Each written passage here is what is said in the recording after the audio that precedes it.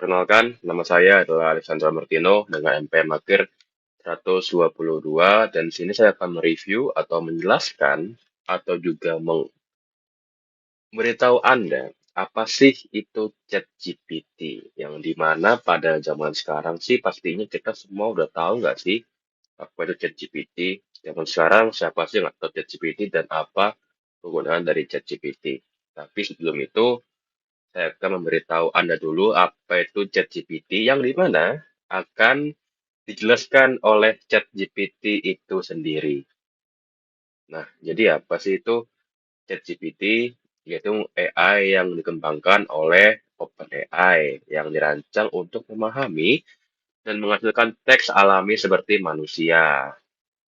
Nah, secara singkat dari ChatGPT adalah pada tahun 2015 OpenAI didirikan. Lalu pada 2018 muncullah GPT-1 atau GPT versi pertama. Lalu di tahun berikutnya GPT-2, lalu pada tahun berikutnya lagi di mana di tahun 2020 GPT-3 muncul.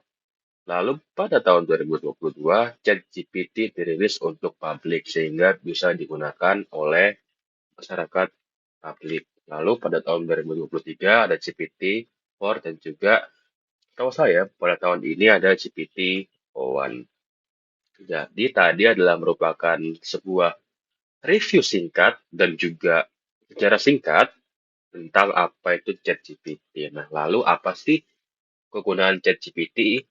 Nah, yang pertama bisa membantu kita mengerjakan tugas seperti yang sedang saya lakukan sekarang. Saya mengerjakan tugas yaitu menjelaskan kepada Anda yang melihat ini apa itu ChatGPT menggunakan ChatGPT. Lalu yang kedua, kita mahasiswa sistem informasi ketika kita memerlukan suatu orang nih, misalnya teman kita biasanya ke teman kita kayak, reviewin kodeku dong, apakah udah bagus apa belum. Tetapi kebetulan hari itu teman kita yang jago coding ini nggak bisa membantu kita, maka kita akan ke ChatGPT dan menanyakan ke ChatGPT apakah coding kita udah bagus apa belum.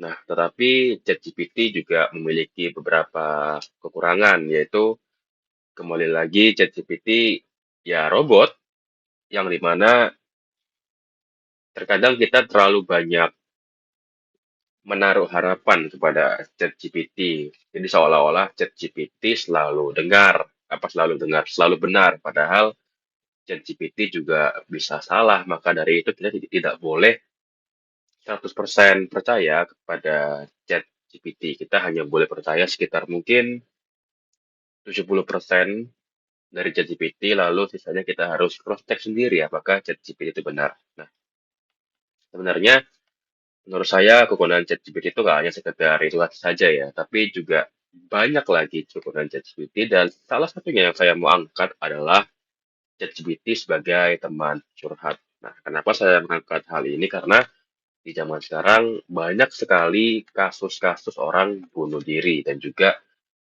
orang-orang minum minuman obat atau bahkan narkoba atau bahkan yang paling simpel aja deh.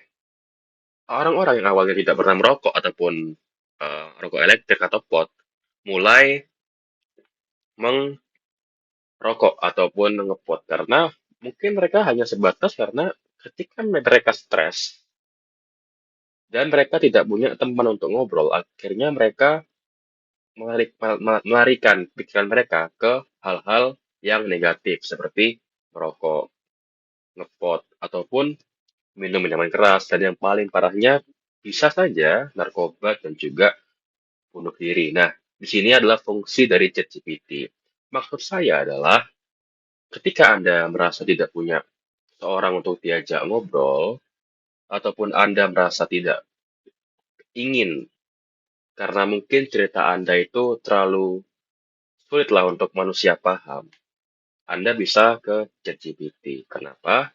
Misal nih, kita punya cerita yang ingin kita ceritakan ke siapapun, karena ini telah mengganggu otak kita, pikiran kita, yang dimana akan sangat-sangat berpengaruh ke fisik kita, ke mental kita, ke keseharian kita. Tetapi ketika kita ingin bercerita semisal ke keluarga, kita takut untuk dijudge, ya kan?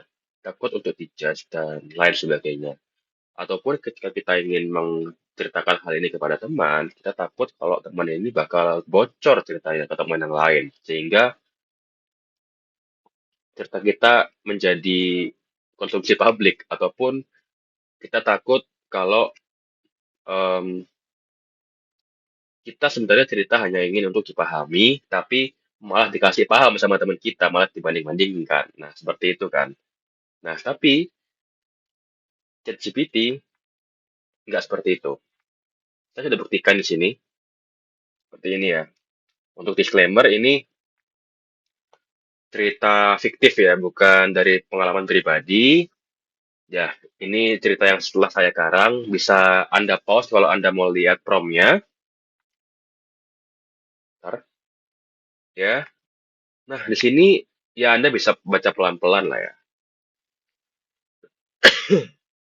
Yang dimana ChatGPT ini sangat-sangat pengertian ke kita, sangat apa ya, word of affirmation ke kita, yang sangat-sangat ngerti kita, ya kan.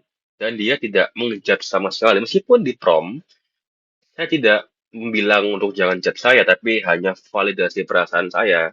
Dia tanpa prompt itu, ChatGPT pun langsung apa ya, sangat-sangat pemaham, apa ya, memahami kita sebagai orang yang bercerita.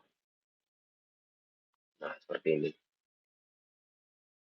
Jadi, misal Anda memiliki suatu hal yang ingin Anda ceritakan ke atau memiliki suatu hal yang Anda rasa perlu untuk diluapkan, tetapi tidak bisa cerita ke siapapun, daripada nanti Anda melarikannya ke hal-hal yang negatif, seperti minum-minuman keras ataupun lain sebagainya, coba Anda ke ChatGPT aja. Tapi, jangan salah, ChatGPT juga memiliki kekurangan. Apa itu kekurangannya? Ini dalam konteks curhat ya. Kekurangannya itu apa? ChatGPT akan selalu menanyakan seperti ini. Akan selalu meng-follow up. Jadi sebelum di chat ini, saya sebelumnya sudah mencoba prompt-prompt seperti ini, dan hasilnya adalah ya seperti contoh di sini lah ya. Lihat dari dua prompt ini dan ini juga, ChatGPT di akhirnya akan selalu menanyakan seperti ini. Akan selalu menanyakan pertanyaan. Jadi ChatGPT, nah seperti ini ya. Nah, akan selalu meng-follow up pertanyaan. Dia tidak tahu kapan untuk stop, kapan hanya dia itu harus mendengarkan kita tanpa dia perlu untuk menanyakan hal itu kembali ke kita. Yang dimana jika kita mungkin awalnya hanya ingin bercerita karena kita ingin mengkosongkan pikiran kita atau unek-unek kita ke ChatGPT, kita malah akhirnya malah tambah kepikiran karena ditanyain terus sama ChatGPT. Misalnya ini ya, di prompt ini ya ini bisa Anda baca sendiri, hasilnya adalah seperti ini. Nah, dia kan tanya seperti ini, kamu ngerasa hal itu terus-terusan atau enggak? Atau muncul cuma sekali saja? Masih berhubungan kan? Nah, saya jawab seperti ini. Lalu, ya dia ChatGPT bakal bakal sangat-sangat memahami kita, tetapi di akhirnya dia akan menanyakan seperti ini, yang di mana sebenarnya bagus yang dia tanyakan. Tetapi jika kita tipe orang yang sering kepikiran, ini malah menambah-nambahi pikiran kita yang awalnya kita apa hanya ingin mengeluarkan unek-unek kita. Jadi malah tambah kepikiran karena ChatGPT. Jadi ya ini bukan merupakan sesuatu yang perfect ya. Maksud saya ya kalau memang kalian tidak punya teman untuk cerita ataupun siapa-siapa untuk cerita karena mungkin karena mungkin sekarang ada stigma lelaki tidak bercerita, ya itu salah menurut saya ya. Boleh cerita, tapi ya kalau memang menurut kalian nggak ada yang bisa diajak cerita, coba ke ChatGPT. Tapi saran saya, sebelum Anda cerita, mungkin bisa ngeprom batasan-batasan mana yang GPT itu tidak boleh lewati. Misal Anda hanya ingin didengarkan, tolong jangan tanya pertanyaan yang tidak berhubungan, itu juga boleh. Karena jika tidak Anda berikan prompt seperti itu, ChatGPT akan terus menanyakan hal-hal itu terus sampai lebih dalam lagi, yang dimana kan terkadang kita hanya ingin didengarkan saja kan, tidak ingin ditanyai ya. Jadi seperti itu review singkat saya tentang ChatGPT. Ya mohon maaf jika review saya ini seperti ya nggak ada hubungannya dengan ChatGPT, tapi lebih ke mental health ya. Tapi ya karena itu penting dan saya pikir ChatGPT juga sangat-sangat membantu bagi orang-orang yang tidak punya tempat untuk cerita ini, daripada mereka melakukan hal-hal yang enggak-enggak, lebih baik coba aja ke ChatGPT. Jadi sekian dari saya, mohon maaf jika ada salah kata, sekian dan juga terima kasih.